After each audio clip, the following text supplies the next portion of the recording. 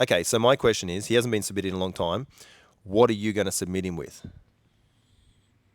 So we're going to do a emergency broadcast from Sydney West here. At the moment, there's only a very small handful of people that know about an upcoming match that, as you're watching this, you will now know about. But right now, not many people know about. How many people know about this match right now? Aside from the people involved, 5? No, including promoters, maybe 6, and then possibly whoever they've told. Yeah, we can't control who they've told, but okay. So should we edge people on this, or should we just slam it straight in? What do you reckon? Well, they've probably already seen the thumbnail. Haven't That's a fair point, actually. so okay. So they know they're getting. All right. Okay. So we'll go at it. So who are you having a match with? Gordon, Who's this Gordon guy you're speaking of?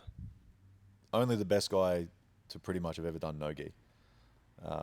So yeah, it was out of the blue, out of a DM on Instagram, and the promoter of Who's Number One, Ricardo, sent me a message and basically said, this was about a week ago, and he said, "Are you available for 20th of July if needed?" And I was like, "Yeah, sure, no worries." Just out of curiosity, who's it against? He didn't say anything. He's just saying, "Look, if needed, whatever." And then he comes back about a day later, 24 hours or so, and said it was against Gordon. And we had some things to do on our end to be able to not step on any toes or anything like that, and basically said, "This is stupid if we don't take it. Let's do it." And yeah, that's pretty much how it eventuated. Got the deal done and signed it all off, and that's where we're headed. How fucking exciting! So, from my end, as the coach, you got onto me a week ago. As soon as you knew about it, you hit me up, and we kind of went through the process of, like any time, are we happy with the match? Does this make sense? All this. For me, I think I immediately got back to you and said, "This is a no-brainer. This makes absolute sense." It's what's funny is I won't say for certain, but I'm sure probably more than one person was potentially offered this match, and I'm not convinced that everybody would have come back with a yes. So I'm thinking that you're the guy that said yes, and especially on short notice. And I just see it as a massive opportunity for you, for your brand. You know, what do you see in the match if we take away the physical side of the match? What do you see it offers for you outside of just getting to test your skills against the best in the world? That's the thing I immediately thought of. I'm like, well, I'm not doing this sport as a hobby. I'm not really doing it for fun. I'm doing it to be able to test where I'm at in terms of my own mental development throughout competition, in terms of my own physical development throughout competition, applying myself toward a goal that I've set every single day, and then putting that forwards, and then either getting confirmation or the opposite of confirmation from moving forwards or towards something. And it's always, for me, it's always been an interesting experiment to say that you're going to do something and then go and do it. And so moving towards that every single day has been the thing that I've been focused upon. And this is just a nice little opportunity to confirm that what we do here and what we're doing is moving in that direction. It's completely unexpected, but in the same time, it is also kind of expected. You keep knocking on the door and doing the right things, and eventually opportunities present themselves where you're in a position to be able to say yes, and to be able to give yourself that opportunity comes from shitloads of hard work and everything else all throughout that day, all throughout the years. And so basically the result of that, to answer your question, is just more eyeballs on the fact that I'm deciding to do this thing.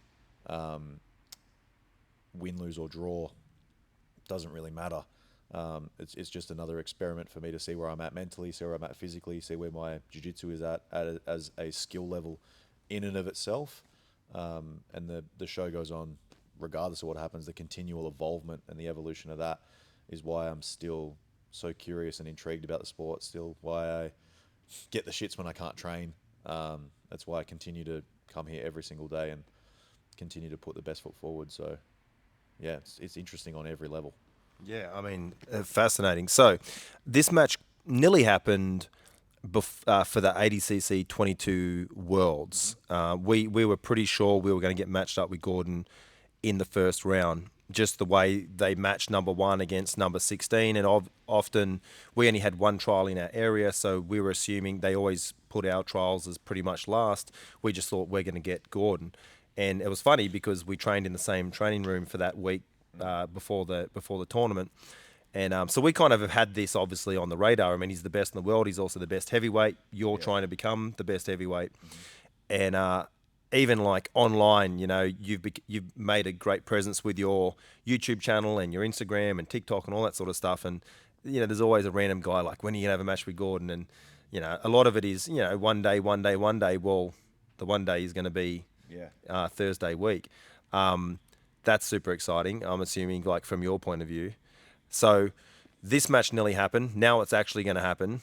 I want to ask you a couple of questions to compare the two of you, which is kind of fun.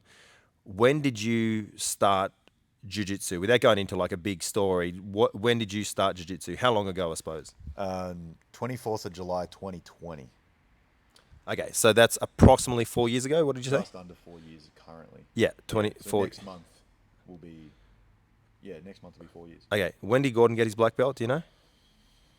Ooh, I don't. 2018? Hey Siri, when did Gordon Ryan get his black belt? 2017, 2018?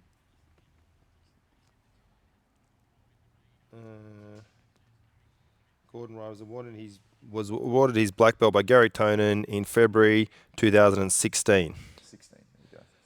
No appearance Oh. of the other half of Nico Hulkenberg. I can only think. Whoa. Thinking that they might as well see if there's a safety So- car. They can lose only. Aladdin.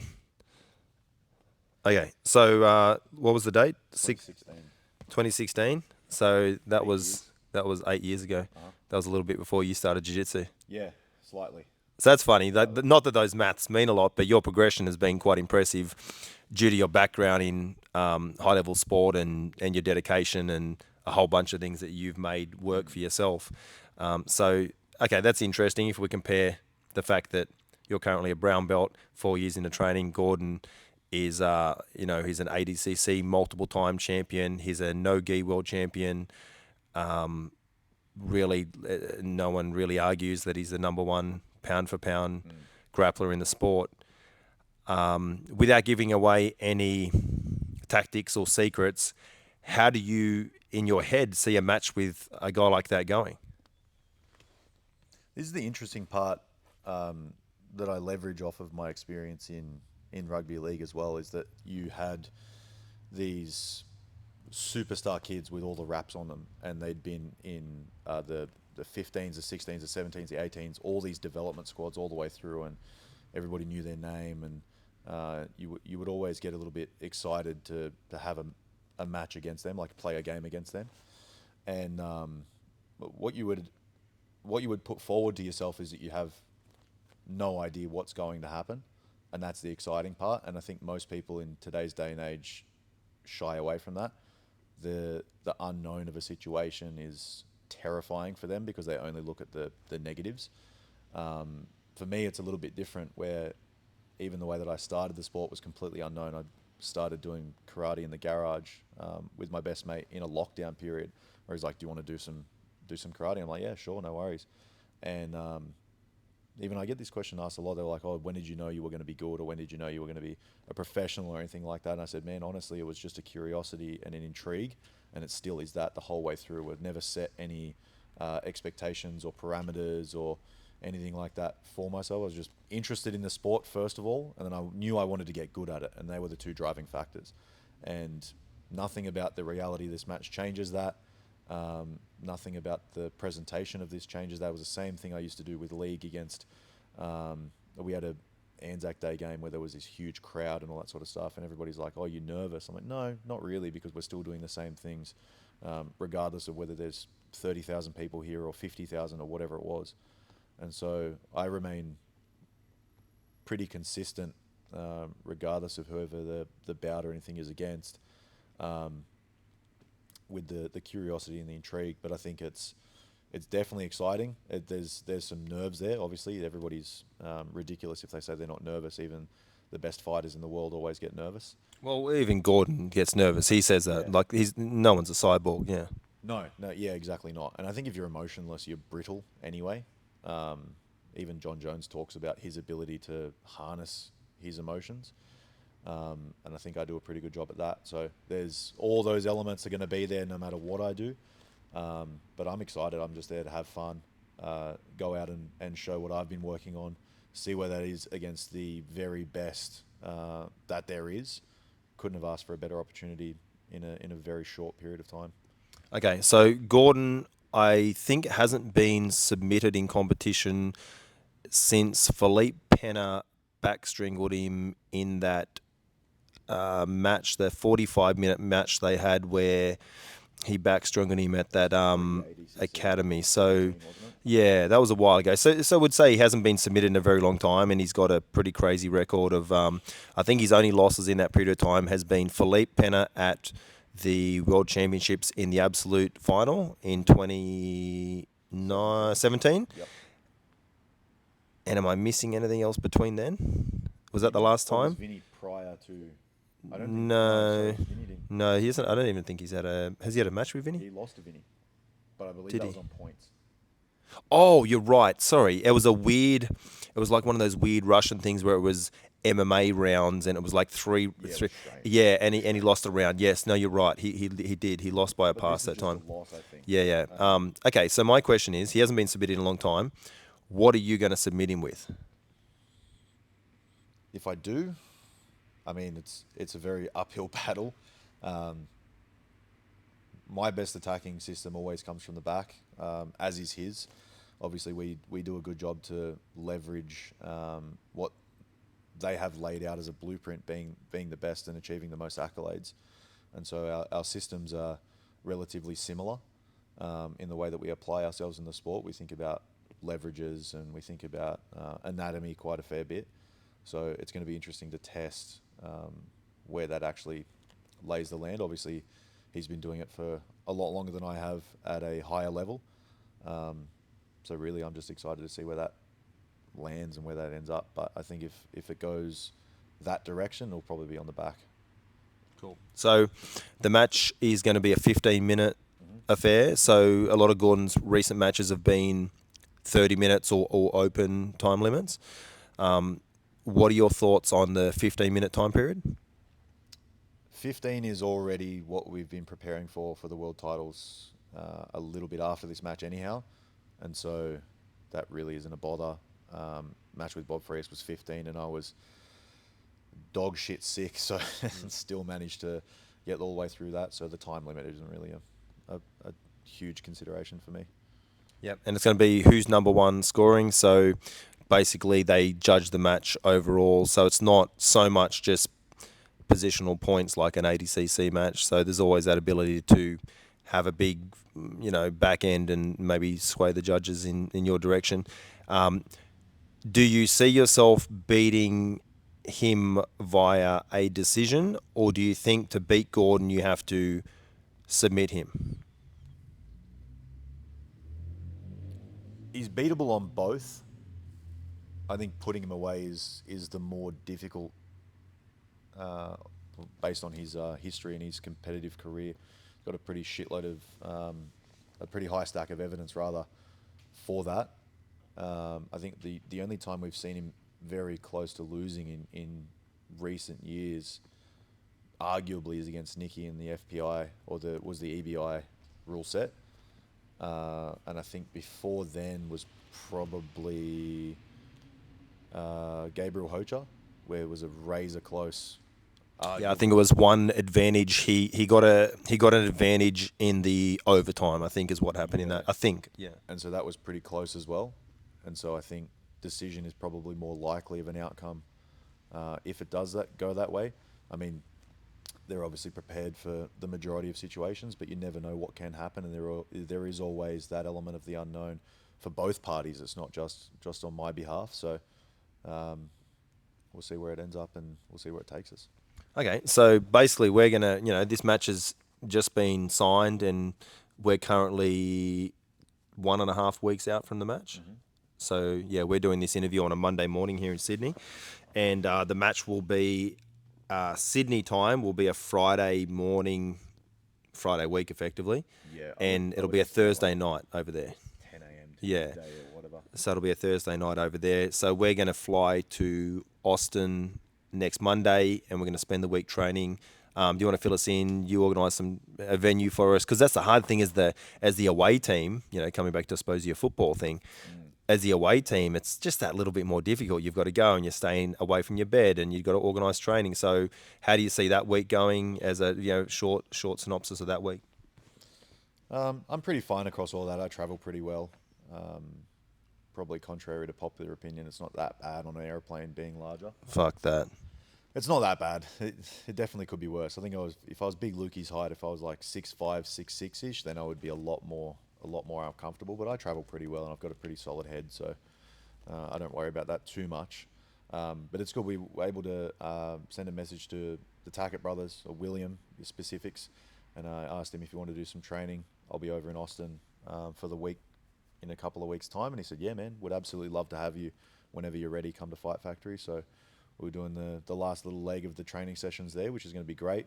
Never met those guys in person, so they're obviously world-class and top of their level as well. So it'll be good to have a chat to them and see where they're at and get some training in.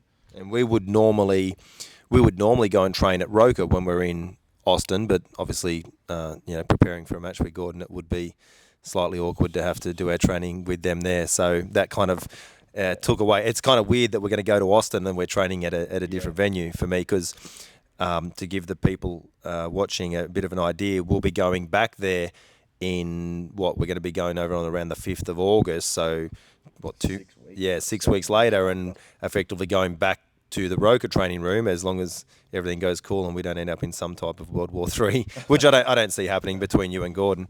If everything's cool, who knows? You two having the match may even bolster the friendship / relationship there, and make you an even more like valuable training partner with him as well. So we'll be going back there. So it's weird. We're going over there as kind of, not enemies is not the right word, but in a competition setting.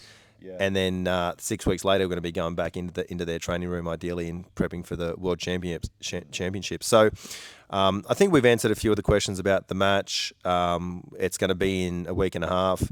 It's going to be a 15-minute match. It's sub only. There's no points. It's a massive opportunity against the best grappler in the world, which is super exciting. Now, what we haven't talked about, I suppose, and this is, I suppose, an interesting twist to it, is Gordon has been unwell. He's got a bunch of issues with his stomach, and it's been giving him a really hard time for years. And we were worried that maybe he was out of ADCC, and I think this is maybe a way for him to test and see whether his physical body can hold up for a super fight, and if so, can he then go on to ADCC? Do you see that making any difference to the match, or for you, you're preparing as if it's Gordon that was ready for Galval? Yeah, I would like to automatically assume that they're going to show up at their best no matter what. And I think trying to leverage it off of, he's sick, he's been out of competition, all that sort of stuff, is kind of layering yourself for the excuse that you might get some sort of edge or something like that. And I've never really been like that. I've always tried to not overhype somebody when I'm in there, but I like to look at them for their best elements, so I'm the best prepared possible, given the majority of scenarios. And again, to go back to the whole mindset thing, is that I'm pretty aware of just allowing the unknown to be the unknown. So maybe he does show up and maybe he feels less physically impressive or something of that variety. But then again, I've never trained with him. I've never been in that environment, so I don't really know what to compare it to regardless. So for me, it's not really something I'm committing a lot of thought to. Maybe it plays a factor, maybe it doesn't. Will I be able to confidently say that it does even after the match? Probably not. So yeah, potentially. Okay, so I don't want to hold people for too long, and I don't want to hold you too long. You got resting to do and then training tonight. I don't know. I don't know if I'm noticing it more than ever, but it's like the internet is just filled with fucking morons. And it's not just about our sport. I think it's any sport. You look at any not even sport, you look at any topic, people just get on there and spew vitriol. So let's see if we can predict. What are some of the what are some of the carry-on comments, narratives that people are going to be, as soon as Gordon does anything, as soon as Gordon farts, they've got a problem. So it's like, what's going to be, I know you haven't thought about this, but let's just play a game here. What's going to be the narrative? How are people going to throw shade on you? How are they going to throw shade on Gordon? What are their problems with the match going to be? Or is it just going to be all positive and everyone's going to be super cool? That'd be nice. But what do you reckon? See if you can predict some of these comments, and maybe we can come back to this on a later date and bring them up on the screen and we can compare and see how accurate we were. I try not to read into comment sections very much, but That's smart. The ladder with the positivity, I don't think is going to be very evident. I think there'll be some people that maybe know me personally, or they're big fans of what I'm doing with and without the sport, or in and outside the sport. They'll be like, fuck yeah, this is cool, this is an opportunity, all that sort of stuff. But I think the majority of the sway will be like, who the fuck is this guy? Why is this guy getting a shot? Gordon just ready to bash another dude, all these sorts of things. And those narratives are always synonymous, like you said, in any sport, regardless of where we're at. And you see it in the NBA, the common narrative is LeBron's not as good as Jordan, and people just go to the ends of the earth trying to argue for that. And I deal with it a lot on social media, but I just block most people, or maybe I bite back, but I try and make it funny and take the piss out of myself, and really take their effect of their sting of what they think they're causing. Because at the end of the day, you can turn this thing off and just walk away and go back to doing training of what you were going to do beforehand, regardless. Some people get really mad that you're living a better life than them, and they like to blame you for that. And yeah, what do you think? I wonder. I often think to myself, like, what's the mindset of someone who comments? And I'm not having to go at people commenting, because I think if people comment in YouTube, or feel free to comment on this video, comment on Instagram or whatever. But it seems to be, maybe, I don't know if it's happening more and more, but there seems to be like a negative sway where a lot of comments, it's not just comments like, oh, this is cool, or that's a cool thing you're doing. Often it's like, you're a fucking loser, I hope you die, all this sort of bullshit. And it's like, what leads someone to typing that into their phone and then like pressing send and being like, yeah, I've done some type of good thing here. And if you click on that individual, more often than not, and this is not a shot at anyone who doesn't have a bunch of followers, because who cares about that? It's just the internet. But it's normally like a person who has a bunch of random posts of them like fishing or something, and then the next thing is they have like 60 followers, and then they're following 4,000 accounts, and it's just spewing vitriol. And I have to, like, I sometimes trying to get myself like, how's that person thinking? What led to that person to that being how they operate online? Is it because they can be semi-ambiguous and they feel like they can't be touched? Like, would that same individual do that? Like, have you, when you're walking through a jiu-jitsu tournament, do you have guys come up to you and say, you're a fucking loser, blah, blah, blah? Like, I suppose my question is, what do you think the mindset of those type of individuals is? yeah, so not once have I ever had a negative interaction in person. Most people are extremely lovely, extremely welcoming. They say, I like what you're doing, blah, blah, blah. Congrats on this or this tournament or this accolade or something like that. And usually people are like, oh, I listen to your show, or I listen to the stuff that you put out, and I really take a lot from that. And it closely mimics the private conversations on direct messages rather than comments. And I think, unfortunately, people are trying to get a sting out of you to tear you down a bit. People generally punch up a lot, and you don't ever see people punching down, because the people who are at the top of their respective fields are focused on what they're creating, what they're producing, how they're helping other people. And unfortunately, the opposite of that is happening for people at a lower level, where they're focusing on other individuals, what they are or are not doing, and basically vectors of attack, so they can go through personality or physical or something like that. I've heard all of it. But again, I could not give less of a fuck what people on the internet say, because I just turn the little nightmare rectangle off and then just go for a walk. Go back and pick up whatever I'm doing on my life. And I think that's the key. I think that a lot of these people aren't really doing a whole lot. They probably feel bad about themselves because they don't really put a whole lot of effort into anything, and so they think that they can spew forth some negativity towards somebody, and it's going to affect them on a personal level. And yeah, maybe it does affect some people, but at the same state, I have a good understanding of the psychology of it, and just go, okay, that's you. Just because you're angry at me doesn't mean I have to be angry at you being angry at me, and I can just cut that out and just go and do whatever I was going to do anyway. It doesn't really make a big difference. Okay. Yeah, I can't work them out. That makes sense though. The punching up thing makes sense. Yeah. Okay, so we're going to wrap it there. Hopefully I haven't missed too many other questions that people would have liked to have heard. If there's something you want to know, put it in the comments and maybe we can answer it. Maybe you can jump in there and answer it. Do you follow the Sydney West YouTube, or you're not? You're a subscriber. Yeah, sorry, I should use the right word, shouldn't The right terminology. Make sure you guys subscribe to all Saunders media. So it's HPU on YouTube. Yep, HPU. Yeah, we're HPU across everything. So if you type that in, mine comes up at the top. And somebody asked me about that the other day. They're like, "Why that name?" And I was like, "Well, it's an old business name, but actually, it's better and it's advantaged me in many senses, because if you type in Josh on Instagram, there's all these other guys with millions of followers that are Joshes. But if you type in HPU, I'm the only search term that comes up, because it's an acronym instead of it being a name. And there's 3 letters that don't normally get put together. So yeah. So it's advantaged me in some ways. Cool. So follow him across all his different media. And I just want to say from my end, like, I remember sitting on this wall behind us here. Another grappler who trains with us here brought you in. He'd done some training with you, and he saw you had talent and saw that you wanted to do more, and he brought you in here. And I remember thinking, this, you've seen it now being here. There's plenty of guys walk in who we look at, and you're like, this guy's supposed to be good or big or whatever. And I never think much of it at the time. I just sit there and just watch and see how they interact. And I remember watching you training and thinking, okay, there's something here. This guy's, obviously an athlete. And then the more I got to know you, the more time we spent together, I've realized that there's more to you than just that.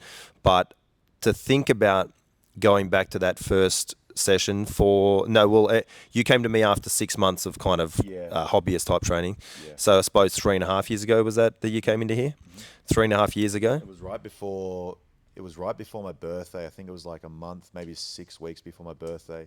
Because my old coach gave me my blue belt on my birthday. I rocked up to a training session there, and it was a Monday morning here. I got fucking fined out the front. That's how I remember. That's pretty regular here. So when was that? What day? It was 2021, and it would have been about February, maybe January 2021. Okay, so you've done about 6 months of roughly playing around in the other training. But so really we've had you on the floor here for like 3.5 years, and we had lockdowns in between there and all that bullshit, and we kept training all the way through. And to get to the point where we're now having a chat about you having a match with Gordon, you've qualified for the ADCC World Championships twice, going back again in to cause some big damage. I mean, it's, from my point of view as a coach, it's super impressive, and I'm very proud of what you've done. And we'll keep fucking running this thing till the wheels come off, I suppose. Thanks for having a chat today. Thank you. Yeah, someone asked me about that, just to put a final touch on that. Someone asked me about that. They're like, "Oh, what methods have you used?" Insinuating that it's one secret trick that we have.